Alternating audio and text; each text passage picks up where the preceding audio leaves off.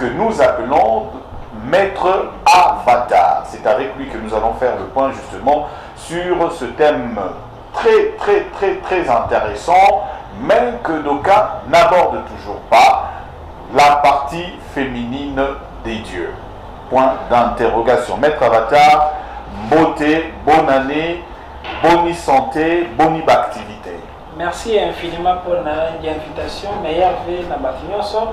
Et alors na banani na biso nyonso. Merci aussi pour l'invitation. Alors boni école. Oui, tous les années. École, il y a alchimiste. Tous les années bien. Tu crées qui peut mon en France. Gérer la prophète Gabriel. Konande bazali ko enseigner ba mystère caché sur le mambo na Bible na ba religion. OK. Alors Maître Avatar, Nzambe azana. Parce que chacun a la définition na ye, ya Nzambe sur otuni mutu ba msu balobi Dieu on ne sait pas le définir. Ba msu balobi Dieu est esprit. Ba msu balobi non, écoutez, c'est un sujet d'adoration. Adoration pourquoi? Parce que il est grand. Devant lui, on se fasse, on n'existe plus et qu'il n'y a que lui qui a droit à la révérence. Zambazana. Merci. Question simple, vraiment, mais pertinente. Premièrement, Zambazana. Derrière chaque parole, il y a un son. Derrière chaque son, il y a une vibration. Derrière chaque vibration, il y a une ondulation. Derrière chaque ondulation, il y a un esprit. Derrière chaque esprit, il y a une lettre. Derrière chaque lettre, il y a un chiffre.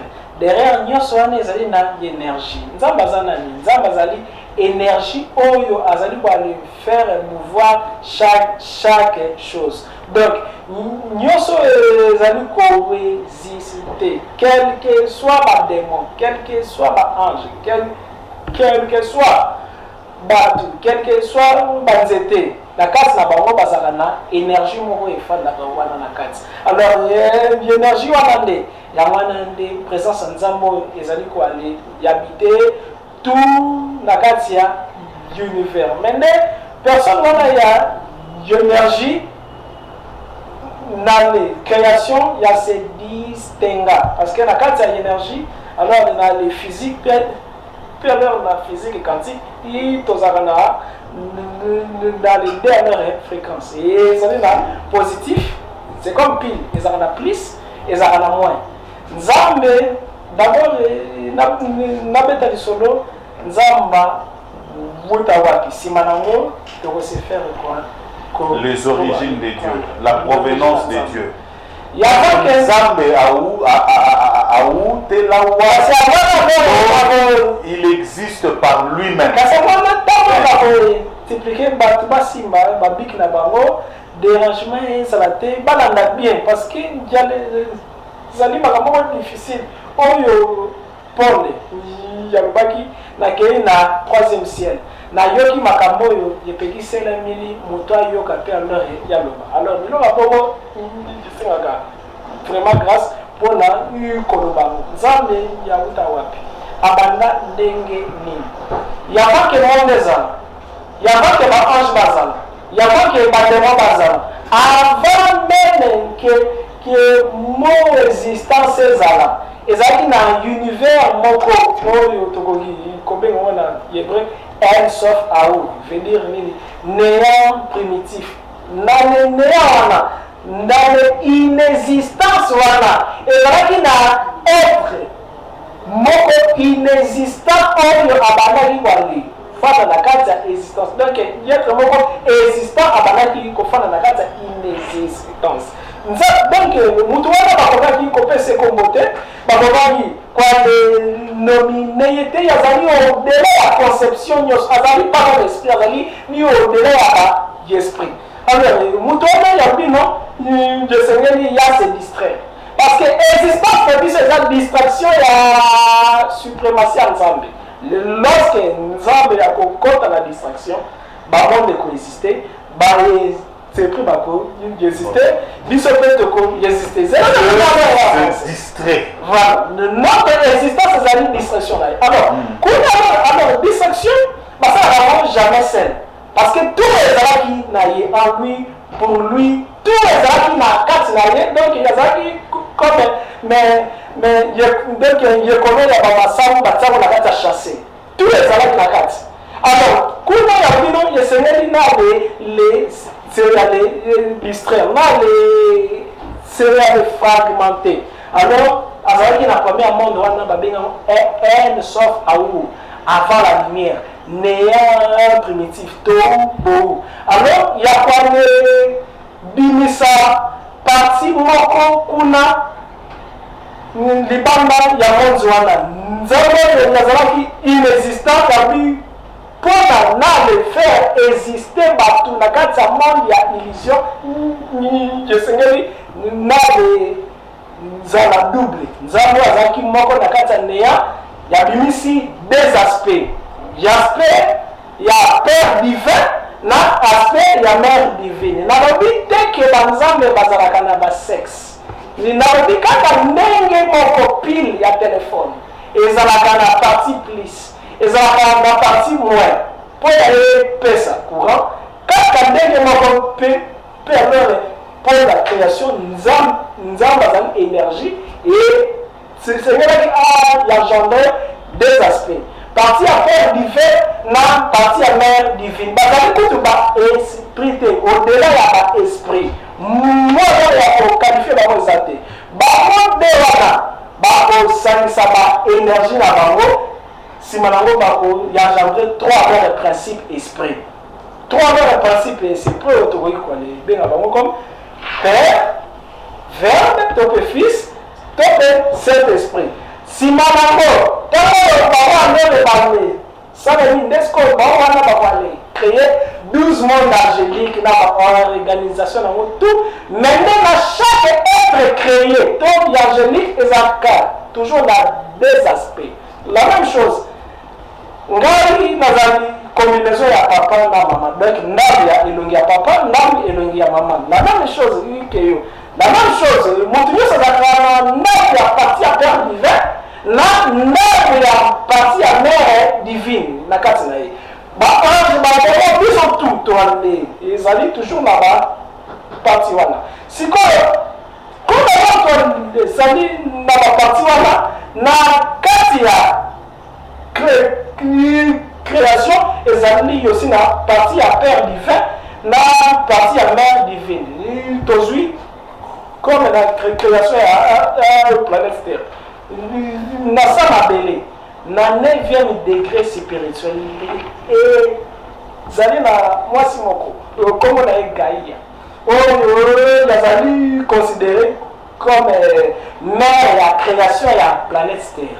Gaïa, la Bible, dans la Genèse 1, quelque part, la terre était informe et vide, et l'esprit de Dieu, l'esprit, parti à Kibomo, Bali Anzambe, mouvait au-dessous des eaux. C'est moi la matrice, c'est moi les féminités, la création. Par là, même Gaïa, il y a ça qui c'est mort, il y a Maï, il y a soit la germe, il y a soit la spermatozoïde spirituel, il y a esprit, si maintenant, vers le refaire, il y a couché. Alors, par là, ils ont conseillé, Batou, prier à Père divin, il va prier à la Mère divine. Maintenant, quand est-ce que Batou va prier Père divin, quand est-ce que Batou va prier Mère divine? Batou. Aujourd'hui, Dieu, Oyo Azali, être supérieur, il vit dans un monde, dans le noir, dans le ténèbre, dans le néant, l'inexistant. Voilà. Mais Aeko Bimisa, côté homme, Abimisi côté féminin. Mais côté wana, Bangomi Balé, Baeko Bota, Père, Fils, Saint-Esprit. Engendrer trois principes. Mais sur base de quoi? L'enseignement Oyo Yozo Bimisa Yango.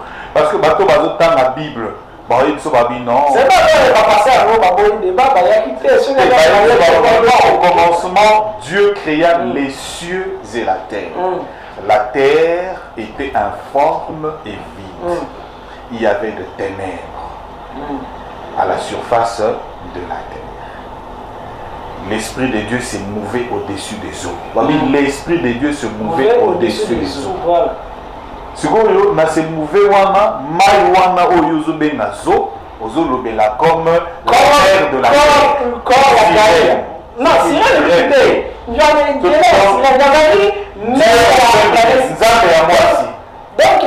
quand nous avons cité le réel représentant à moi sur terre. Donc, on a dit que nous avons un sexe. Il y avait un aspect. Donc, la différence la sexe parce que nous sommes et dans l'école, il y a un maître trimégiste.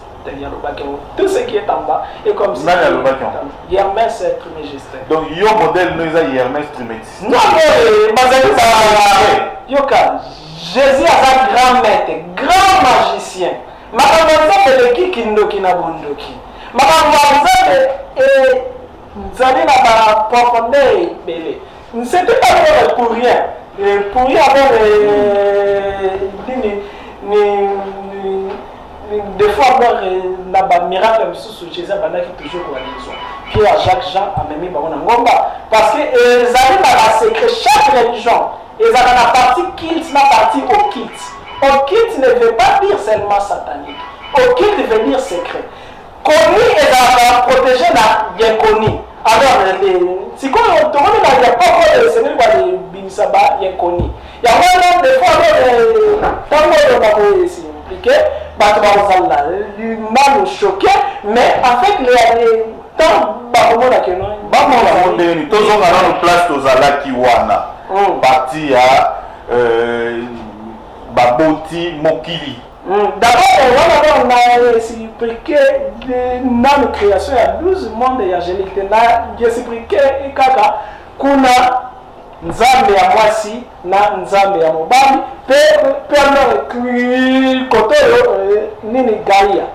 Nous savons que Dieu n'a pas de sexe. Les anges non plus n'ont pas de sexe. Ils ont des Dieu ne peut pas être un garçon ou une fille. Dieu existe. Il n'a pas de genre.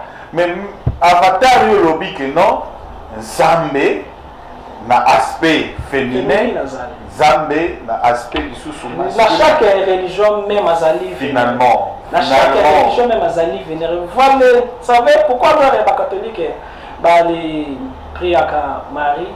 Pourquoi alors elle n'a de Dieu. Égypte. Non, quand kaka wanate. Égypte c'est va venir à Isis. Pourquoi dans chaque religion dans un toujours l'aspect la féminité à Nzambe. Pourquoi? Parce que dans les analogies à Nzambe, dans les anatomies à Nzambe et nous avons la partie où Nzambe a double. Nzambe a double. Parce que comment Nzambe a créé mon bal, ce qui kuna na ba monde spirituel, ba les semblables, il y a ba sexe, il y a mi bal bazakité. Comment il a créé moi si ce qui kuna a joué qui image Nzambe ya na Moïse. Moïse il y a une image qui na ngomba, image la temple. Créer donc créer un temple, voilà, placer le sandouk. Voilà. La même chose, mais c'est la monde physique. C'est la monde spirituel. On a aspect, il y a tabernacle, il y a temple. Voilà. Où les seigneurs ba Nzambe, ba adorer Nzambe, ba ça la culte, ba respecter selon le principe Nzambe pesaki. Mais pour la coquille la moitié, Bible lobby, malam ou Nzambe a la ici mobali un profond sommeil. Ko tirer na côte na ye. Nde na côte wana aye ko ça la moitié. Mobali a lobby dans la moitié. Voilà.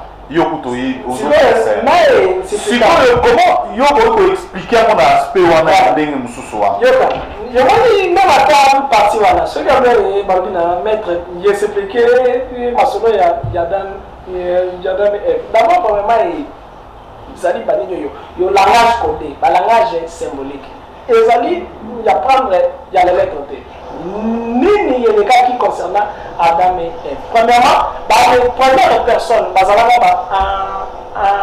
androgyne, veut dire androgyne. Donc, alors que Bible logique,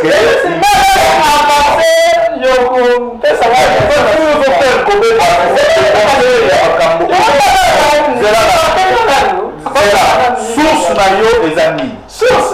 Vous savez, nous avons multidimensionnel. Et source na yo ezani. Ezali l'air il y a pas mémoire akashique na bimi na corps na kei na tangi mémoire akashique. Mémoire akashique ezali. T'es là na si ça na le frontière. C'est ça la noire. Alors la mémoire akashique au corps OK. Biloko non. On commence la projection Bible lobby te que yo ko sala mona ndenge na yo Bible lobby l'esprit de Dieu me saisit la Bible dit la troisième siècle la technique appropriée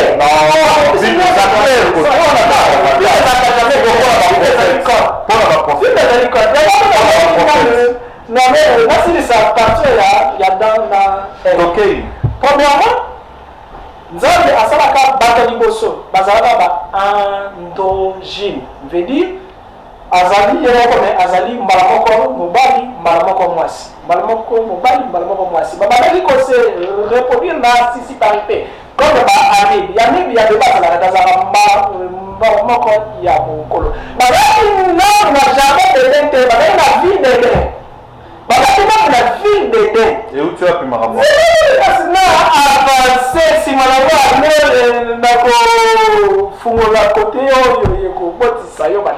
parce que ça, je me rappelle ceux qui ont une façon de convaincre la moussa. Badus wana yekozoki sa bangu pour moi la somme honnête yo ndo la badus luki non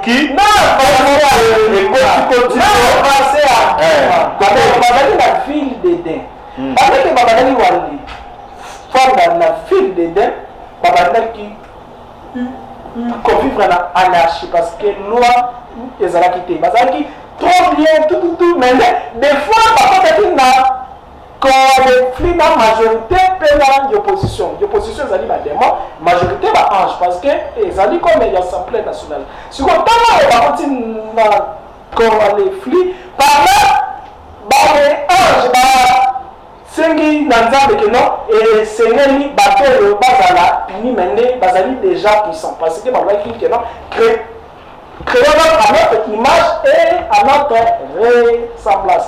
Nous avons la mère qui se dit que pour la tous les enfants Kadumo, peut-être qu'ils vont dire Yadan Kadumo, donc l'homme est parfait. Là ici, Bango. Tellement il y a ici, Bango, comme les Hutus. Supposons que nous avons des Bango, Bango est comme faible, déséquilibré. Et c'est là que nous avons faible, déséquilibré. Il y a des gens qui ont comment je non, c'est des maisons passées aux années qu'il y a non, Adam déjà a comment Ève la case là il bien de lui que Dieu créa mâle et femelle. Si on avance, ce qu'on peut savoir non on dit que non, Adam ici, Adam a ici Ève. Et ça veut dire place voilà. Maître Avatar. Vous avez une certaine difficulté dans note française. Parce que au Banda, na français, on peut commencer par la conclusion pour arriver à l'introduction. L'introduction peut se retrouver na chute, il y a ma commune. Alors que tu commences par la conclusion. Mais Yosiko le logo là, Bible bâtit, Dieu créa à son image.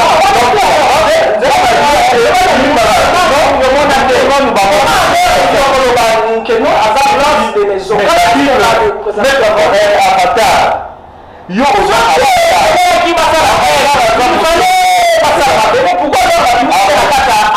veut dire que la valise soutirée a valeur de vivre la carte à Adam, n'est-ce pas? Parce que ceux qui m'ont dit, il va créer pasteur,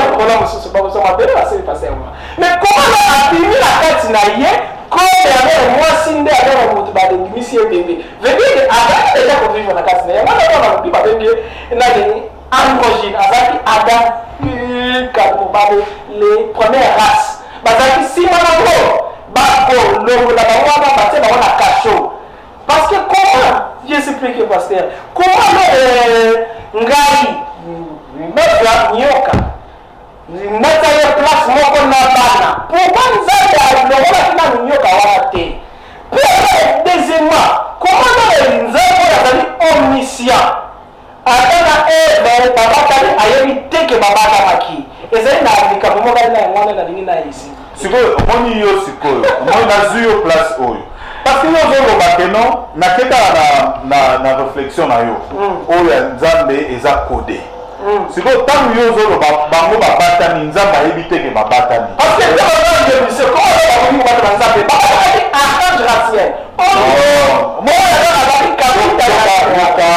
oyebi ke lisumu esalaka ke nzambe akoka komona mpe motu te moto aseloigne na nzambe. Est-ce que yokoki kuameta mwana na yo donc ya semble na pont parce que période oyo baleke non kosimba kote yokokufa mais pourquoi pas on a danger Satan la mutaki wapi pona azala wana pourquoi non abimisa ki ye libanda te kuna ezalaki considéré comme cachot comme avec punition batindaki bango kuna bayebaki ke non suka bakokoya sikoyo na kata kasho basali scandale nde sikoyo bakobimisa bango na kasho bakomisi bango bafazer na désert ya création. C'est un peu ça makambo oyo ozoloba wana bandeko bazolanda biso en tout cas ça me choque pas on dirait bato bazomona ke yo bungi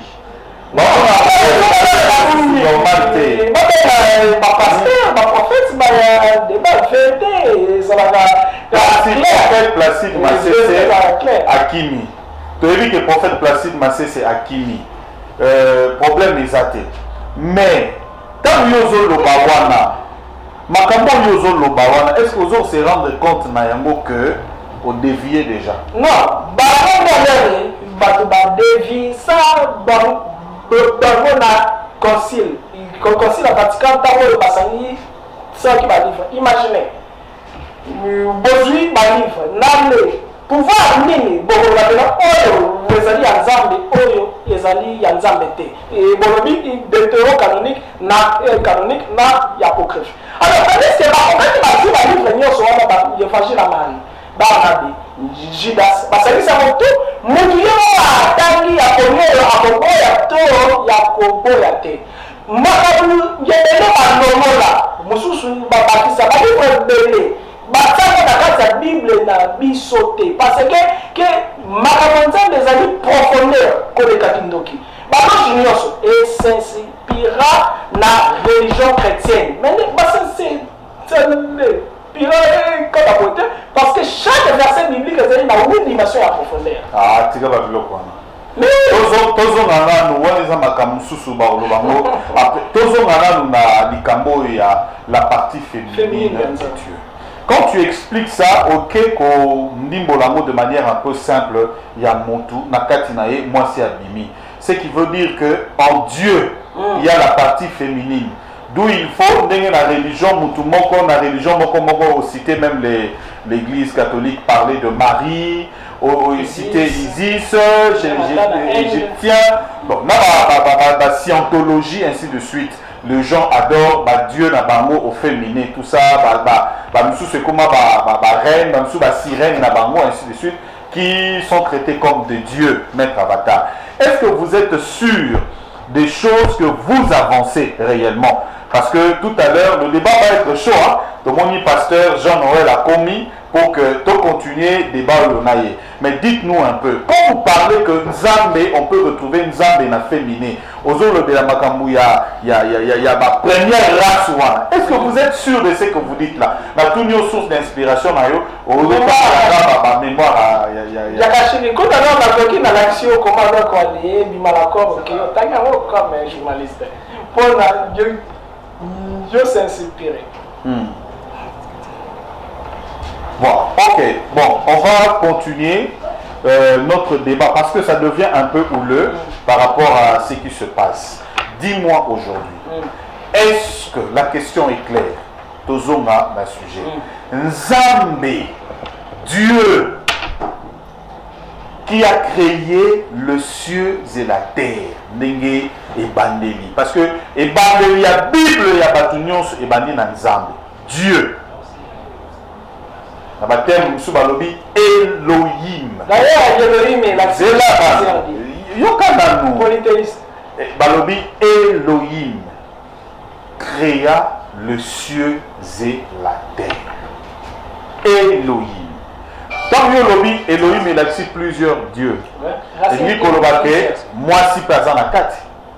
Non, d'abord là nous pour la donc, là qui Nicolo n'a comme énergie. Quand la énergie, je sais toujours là, nini, partie plus, na partie moins. La carte énergie. Nous avons une énergie, l'esprit, énergie, atma, roi, souffle, exact de l'eau. D'abord, nous avons débit, nous définir comme énergie. Maintenant, comme énergie, énergie tout à énergie tout, il y a parti moko à pesakana, parti moko à zouaka. Parti à pesakana koki, babenga mo plus. Parti à zouaka, babenga mo moins. Nzambe pour l'équilibre de la création aspect moko féminin oyo tokoki tobenga ngo la mère divine.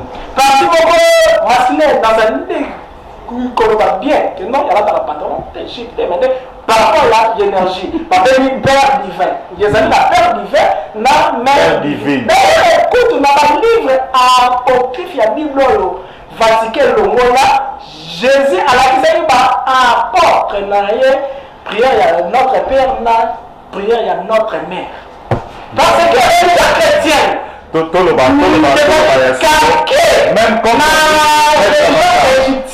quand on lit la Bible, si Jésus avait une autre prière, il aurait dit dans la prière, il aurait dit ça. Dans la prière, littéraire. Bakoki na kosi oboye yo moni misozo bete bete littéraire premièrement parce que ma première parler critique à exégète et salimaka mais ce qui na kosi na papier c'est difficile de détecter alors ici na de quoi maintenant bah c'est le tu vois qui ba livre ba qui ressemble et c'est vrai qu'il a ba livre ba qui te ba même sous ce toboka qui imaginer la phrase au bamba. C'est un peu ça. Merci maître. Pasteur Jean-Noël vient de nous rejoindre. Il est quand même, il était occupé, il est quand même arrivé. Pasteur Jean-Noël, je pense que débat est bandit et bandeli. Oyoki, maître Avatar, Dieu au féminin, la partie féminine de Dieu. Jésus même avait introduit la prière et puis très haut il y a ceux qui y a Marie. Il la rappelle Maman Maria. Comme Dieu au féminin. Comment pouvez-vous trouver Niniwana Makamu maître Avatar Azoloba, pasteur Jean-Noël? Bon.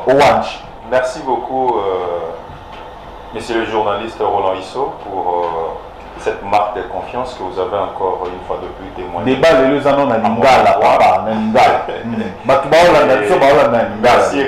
Merci également à maître Jean-Pierre Manzolo, que j'ai beaucoup de respect, beaucoup d'estime pour sa personne. Et Nalandara Mingi ba débat naé, et c'est vraiment quelqu'un qui a vraiment un esprit scientifique premièrement, et Aza encore Naïsengo, Yarozala comme co-débatteur naé na plateau Oyo. Et Premièrement, intervention dans les autres dans le sens, comme vous le savez bien, nous ne pouvons pas nous mettre en train de discuter sur un concept quelconque, ceux qui n'ont pas pour cerner sens dans un côté, ou bien définition dans un côté. Premièrement, Nzambe azali matière. Or, ceux qui sont masculin, féminin, nous faisons déjà approche de la matière, ou les sexe. Or, Nzambe par essence a esprit. Or, esprit est la sexité. C'est ce qu'il a dit. Énergie. Merci. Esprit est vraiment, esprit, ça veut dire la matière. Et donc, déjà pour le bac Nzambe, à la partie moko féminine, n'a évité ce qui est comment je peux dire, par l'imagination, parce que nous avons Nzambe. Il y a la bibliothèque qui a esprit à Bima, à Kenda d'Égypte, à la bibliothèque en haut. Non, mais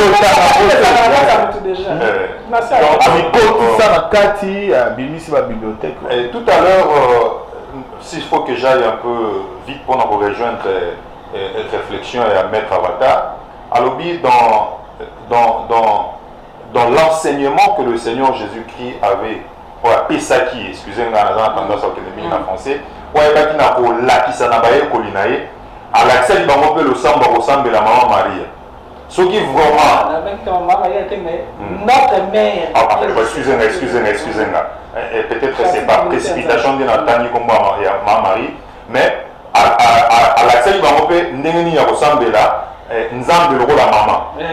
Voilà. Et puis, alors. Je crois que tout ça là, le débat catholique, va expliquer l'aspect à Matamboana. Mais beaucoup de catholiques soutiennent la prière. Il y a Maman Marie, par exemple, entre guillemets, Nzambe na aspect féminin. Même dans la prière, je vous salue Marie, pleine de grâce, le Seigneur est avec vous. Ce n'est même pas une prière en soi. Vous êtes bénie d'entre toutes les femmes. Et Jésus, le fruit de vos entrailles. Bon. Sainte Marie, Mère de Dieu, priez pour nous, pauvres pécheurs, maintenant et à l'heure de notre mort, de la mort de Avatar et de Jean-Noël. Voilà. Donc on a la partie féminine. Est-ce que Dieu peut manifester ça aussi? Je comprends pas parce que bateau peut-être un message et pas un numéro, il y a directeur technique verdict toi. Alors conclusion les années par rapport à ça pour mettre Avatar Panigazong à réagir. Oui, conclusion par rapport il y a point où est que Nzambe aza matière pour la partie moko masculine, aspect. Il y a un français, aspect féminin. Aspect, ce qui est condima, terme et aspect, exactement dans le sens que la Bible dit Nzamba qui la moto na elilingi na ye. Akela qui bango mwasi na mobali. On suppose que en Dieu, ils ont deux aspects. Il y a mwasi et il y a mobali. C'est un peu dans ce sens, na terme, na expression imagée. Il dit une image est une représentation exacte de quelque chose. Une représentation. Donc quand tu dis ça, donc pratiquement aux hommes ici, raison pas à mettre Avatar. Non, alors aux hommes ici, vérité pas à mettre Avatar. Comment voulez-vous que votre vérité à vous, c'est que vous avez perçu dans votre esprit, soit également au bâtiment sur la percevoir. Alors que la vérité, c'est ce qui est bien perçu par votre esprit. Donc, je disais que non. C'est vrai dans la Bible, dans la prière que le Seigneur Jésus a institué, notre Père qui est aux cieux. Pour établir juste filiation par rapport à Bisso Nanzambe. Il n'y a pas le mère, notre mère. notre Mère Dieu, hein? Mère Dieu qui est aussi notre Mère qui est sur la terre. Parce que Gaïa Azali n'a pas belé. Gaïa, par opposition à Dieu, Gaïa Azali n'a pas Dieu le Fils, est forme est vide et l'Esprit de Dieu est mouvait au-dessus des eaux. Il y a il fait fécondation entre l'Esprit qui est Dieu et parce que mal, ça va mal. Parce que déjà moi est paradis, non?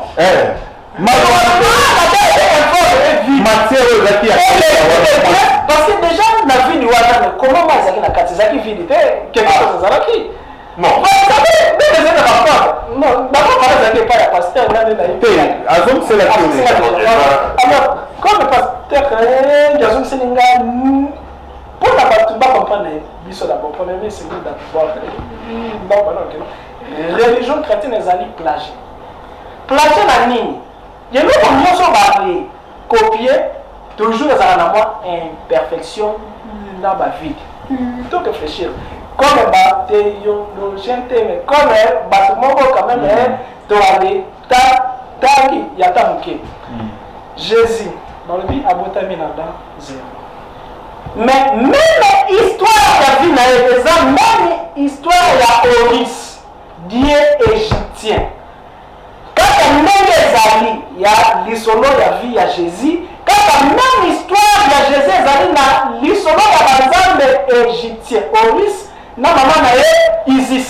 Même histoire de Jésus, plusieurs siècles avant, tu retrouves la religion hindoue, Krishna. Même quand on est Jésus vivant, on est miraculeusement. Mais comment Moutoumoko a coquille Kwali, Zalana, donc 20 personnes basées sur la même autobiographie. Venez que, soit moi, Jésus allait après. Mais seulement il y a la divinité, il y a la religion, identique, est-ce que religion chrétienne, religion, moko, mélangée dans la mythe, dans la réalité, point d'interrogation. Alors, nous, il y a une Koloba. Comme Horus, Yohana, Jésus. Krishna, Yohandan, Jésus. Déjà, on aurait d'abord, avant, ils ont dit les religions égyptiennes. Selon Baro, Nzambe, Azan, la sexté, mais Nzambe, Yazali, la polarité. La même chose, Barobi que non, il y a à droite, ils ont dit Jésus, il y a à gauche, ils ont dit Satan peut-être à gauche. Non, n'a écriture. La droite, il faut préciser, maître Avatar. Justement, écriture Nini. La Bible, il est à la droite de Dieu. Non, Jésus, non. Il est assis à la droite de Dieu. Parce que la conquête de c'est un verset. Nous avons un verset essentiel de la Bible. Pourquoi les amis de nous dire la Bible et Zaboye? Parce que on reconnaît la Bible et ça dans l'évangile, tout n'a pas écrit. Soit qui a la droite, à la et la gauche. Si maintenant on a dit, créons à notre image, à notre nous qui Elohim.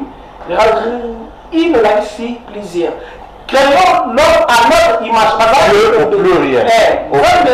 Yazaki est béni. Alors, il est créé, pasteur, bien, il est créé, mâle et femelle. Alors, comment on a dit mâle et femelle? Veut dire que la divinité, ACP, mais j'aspecte comme sexité. Pour la comprendre, nous avons besoin comme énergie. Énergie, même à table téléphone, à pasteur, ils allaient plus na moins, na pile. La même chose, tout, on a toujours la plus la moins. Plus, il y a une partie à Père divin, moins la partie à Mère divine. Alors, peut-être, nous avons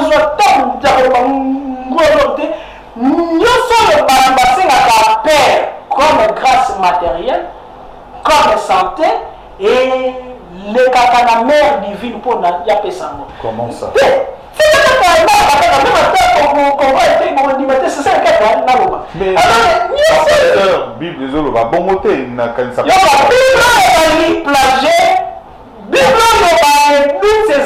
la parole de Dieu. Parole des esprits. La Bible même dit ceci. Les Écritures. Mais c'est l'esprit qui vivifie. Paul, parce que c'est jamais que notre Saint-Esprit a dans 7 dons, dans 9 fruits. Mais Paul, continue à commenter l'esprit supérieur, à l'immissi Makamoyo, les pierres, esprit supérieur. Esprit supérieur, mais nous avons la bigoté. Passage journée lobby bongo. Mais il y a chaque fois. C'est total passage journée mettre avatar. Esprit supérieur. Mais il y a la troisième monde angélique. Accueillir la troisième monde angélique. Dans chaque monde, ça va habitant. Monde angélique. Bon, les infirmités, parce qu'il y a des troisième ciel. Mais troisième ciel, quand c'est ça. Troisième ciel, quand troisième monde, ça dit maman, pas. Il y a les ennemis, qu'on a dans le domaine, il y a Saint-Esprit, montré primaka. Donc, moi, Pasteur Jean-Noël, heureusement, mon tout passe peut-être éviter. Non, c'est qui nous dit. Et les Kinaïens. Non, pasteur, n'est-ce pas que c'est la vérité? Parce que Maître Avatar a expliqué du sous. Plus, moins.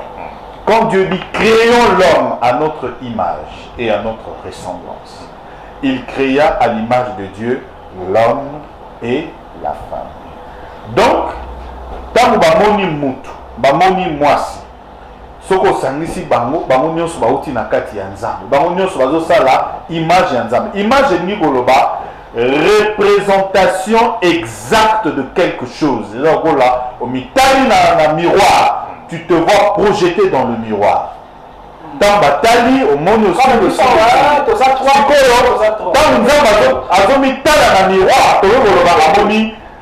Ève, amoni pe Adam. Ce que sanisi bango so bonzambe. Mais si le Maître Avatar à lobby, c'est ça la partie féminine de Dieu. Donc il y a un aspect, il y a mobilité, mais ils appellent aspect, il y a moi c'est une cobem de l'anzambe. Ni on se fait les quêtes, il y a prière où il y a cobem de l'anzambe, il y a moi si. C'est ça. Pasteur Jean-Noël, le lobby. Merci beaucoup. Monsieur le journaliste, je pense que il est très important dans le co-débatteur Nanga et Maître Avatar à me citer la source il y a information. Je crois que na ba tribune ya minene bon monde ba débat salimaka. Ce que vous avez avancé par argument, est important au citer la source. Bon, qui ont des sources, bon, c'est juste, mon principe, au état du débat, là sur le débat sur les idées. Et là, on a dit tout à l'heure que ce qui est le lobby que nous avons na aspect, topé na partie moko, il y a au moins si. Elingi kolobate kenzambe aza mwasi topé elingi kolobate kenzambe aza mobali lokola ngai na yo boy non ça la prière comme la nzambe mère de la terre non elingi kosalema na lolenge wana te parce que nakambo ndeko Avatar azoloba esengeli prouver yango quelque part que il y a un accouplement quelconque entre nzambe na créature moko féminine. Yango sikoyo créons l'homme wana bandaki à notre image wana à notre ressemblance. Non, Dieu va couper avec qui tout le bamoko ensemble ya lobina initiateur asangana kinandai ya bina initiateur alors vous pouvez biso yango sur support moko quelconque pour que ait soit crédibilité makambo ya zolo sinon eza na mwaka makambo eza kwa yonge mais donc avancez s'il vous plaît. Allez-y. Protégez-moi, messieurs les journalistes. D'accord. Merci. Alors, par rapport à Yango, tant que nous créons l'homme à notre image selon notre ressemblance, Et là, pour y bosser, c'est que comprendre des alliés que l'image yango oyo, Bible ça la religion, et ça matérialité. Parce que Dieu par essence a ça matériel, c'est ça immatériel. Ça veut dire déjà Nzambe, quand on a dit la moto, non, il est l'homme, il y a même dans le livre, il y a Job, Bible en réalité dans l'homme c'est l'esprit. Donc Moutou, avant de parce que eux ils ont enveloppe, ils ont enveloppe, il y a pas. Alors, selon les scientifiques, l'homme va définir Moutou là et enveloppe oyo, aza na molimo pe aza na elimo. Tandis que selon appréhension ya Nzambe, compréhension ya Nzambe zanini, moto aza esprit. Aza pour habiter na corps moko matériel pour une mission bien définie. Sinon, si vous avez esprit et continue la matérialité, et vous avez la légalité dans ma bélé. Alors, pour que l'esprit puisse agir de façon légale dans ma bélé, il faut aller dans nos autres matériels. Donc, puisque Adam et Ève avaient besoin d'accomplir une mission dans ma bélé, nous avons enseigné la capacité matériel. Il y a un moment où nous sommes confondants. On dirait que non, nous avons deux fois. Non. Donc, Dieu pouvait aussi venir en femme pour mourir pour la humanité, comme il était venu en Jésus, aspect masculin. C'est ça la non. Selon la Bible, j'aurais du mal à affirmer un mot. Pourquoi? Parce que les prophéties ne disaient pas qu'une vierge sera enceinte et enfantera une fille. Non.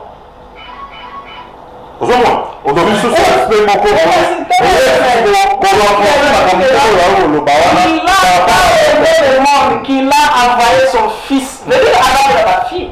Son fils unique.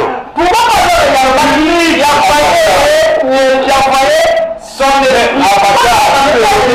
fils unique. Non, c'est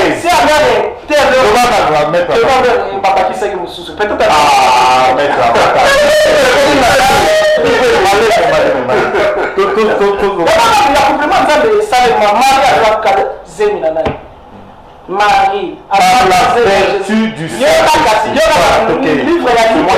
C'est moi qui avais la parole quand même. S'il savait ce que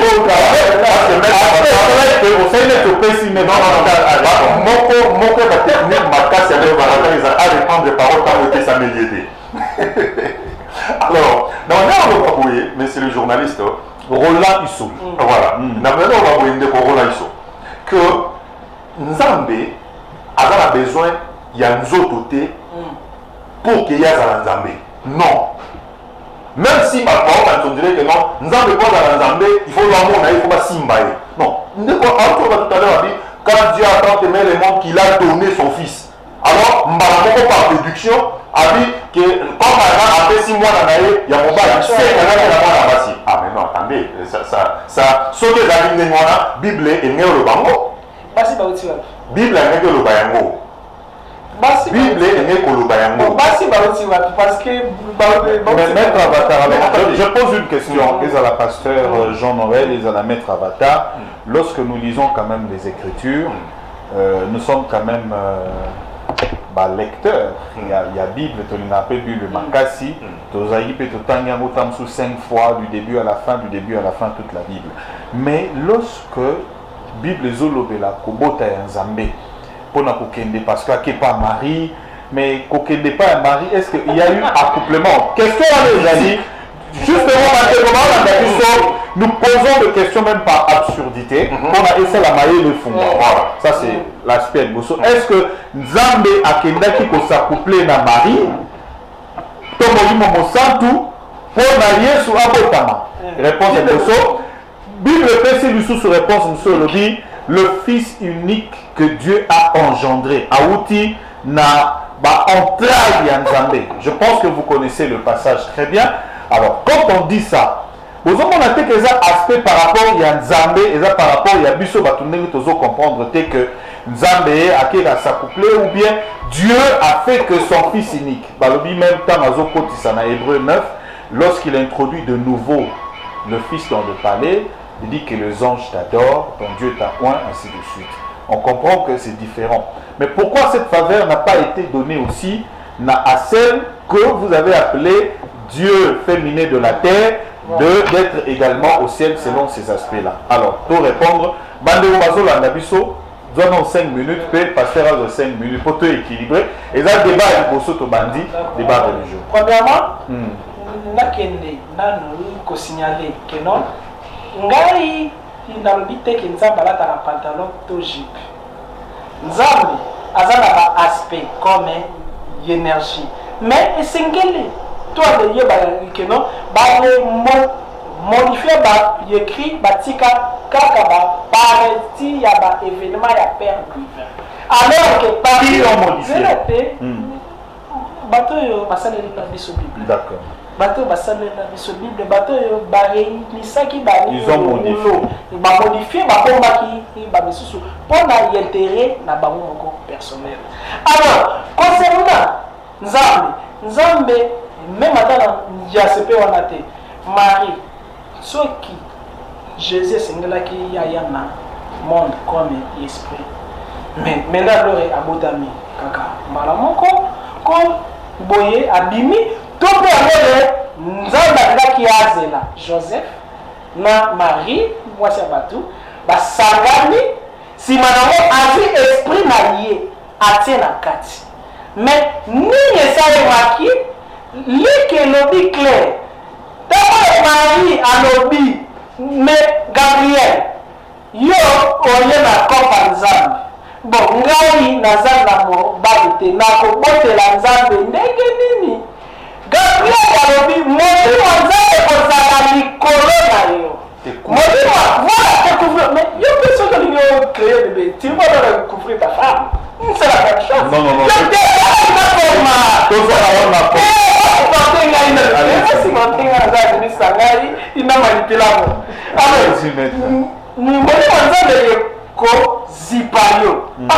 Mais pourquoi pas de parole mais pas à cause de que non molimo Nzambe yekosi, parce que le problème est ça.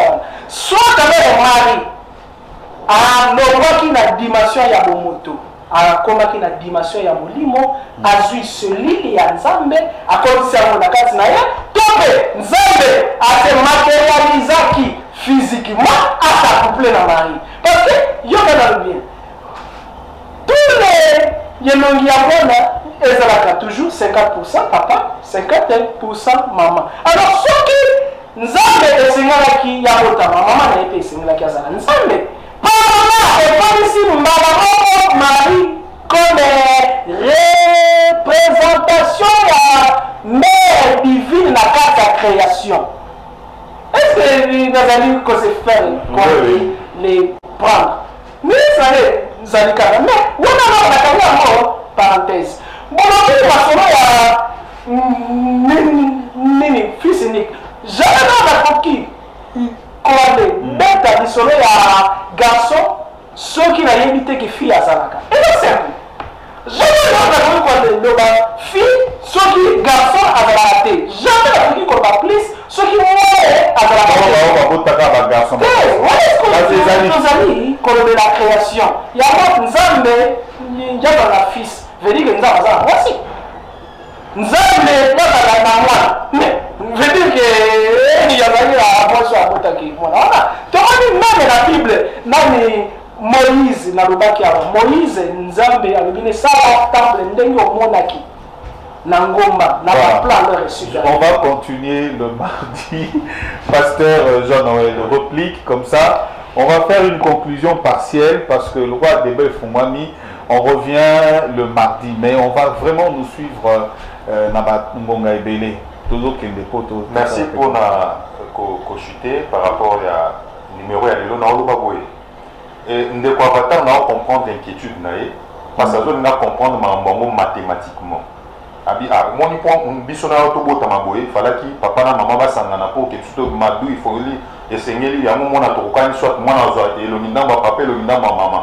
Alors azolinga à cause de sa confusion na mito ba bazola ndabiso ke l'expression bible que le Saint-Esprit te couvrira et là qui est Saint-Esprit ou bien Nzambe ayaki à s'accoupler, excusez-moi les termes, à sangani nzoto na marinde yesu abotamaki. Non, parce que autant dans le livre de Luc, au moins clairement Bible Zoloba par rapport à l'histoire wana atuni ange abi et ça les mandeni passe ngana ibi mubanike abisa molimo mosantu akolatisa yo na nguya akolatisa yo na nguya alors okokoma na zemi obota mwana alors esala melangai le lengo lobi parce que na servant pardon na vanda kimia na tika que s'il vous plaît alors Bible lobi au même instant Marie a télémi accueilli na ville proche na bisiko ya Zalaki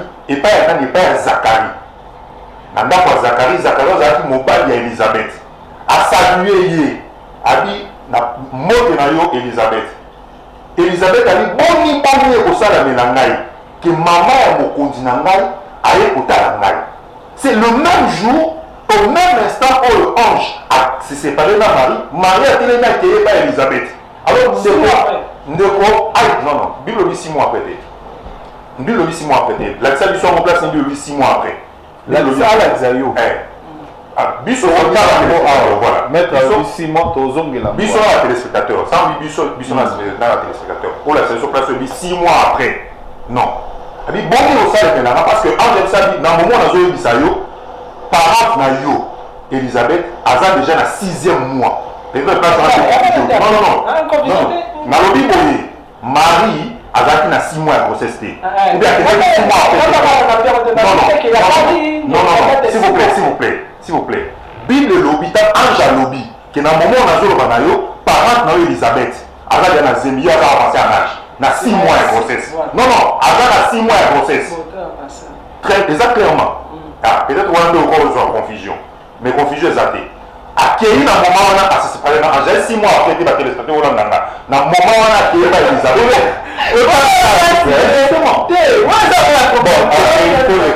Alors, merci. Voilà. Donc, on a promis. On dit que mais on compte un débat. Voilà. C'est ça le débat religieux. La petite Lyon. Alors, voilà. Maria Elisabeth a dit boni maman mokonze talanga. Alors on se pose cette question. Maître Avatara répond de biso. Na moment ni yango wana oyo moli mo santu to pe nzambe ay ko sa couper na Marie parce que Bible dit que na moment on va arrêter.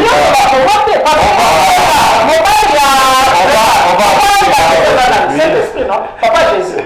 Papa Jésus c'est quelqu'un d'Inzambe, non? Voilà. Maman Jésus n'a dit Marie. Voilà, merci Maître Avatar. On a commencé l'émission avec vous. Merci du respect du temps. Le pasteur Jean-Noël est venu parce qu'il était vraiment occupé. Il nous a rejoint, on a respecté. Mais prophète Placide Massé, Yé Aki Marakaka a respecté raté. Donc il faut tout apprendre et à respecter parce que tous les ça fait débat religieux et ça peut tout l'aspect extérieur, le respect ya makambo biso to belaka na batu. To condamner quand même attitude wana et pas ya prophète Placide. Frère Dieu donné peu de la rose croix d'or. Yépé Akimi, tu comprends il était prévu qu'il arrive. Le roi Bakuma va associer na maître Avatar. Tu comprends ce qui Kindokinabino na ya bino balchimiste ya cabale juive. On va quand même continuer le sujet qui est très important. Alors, partons de cet aspect wana, tu retournes à la question et belé pour que tu vas comprendre. Tu tournes ba tokei nakati ya scientologie, tokei nakati ya religion quand même nakati ya mythologie grecque, paix égyptienne. Il y a beaucoup d'aspects au tokotu na ma question. Tout le monde a le rôle à demi-dieu. Hercule,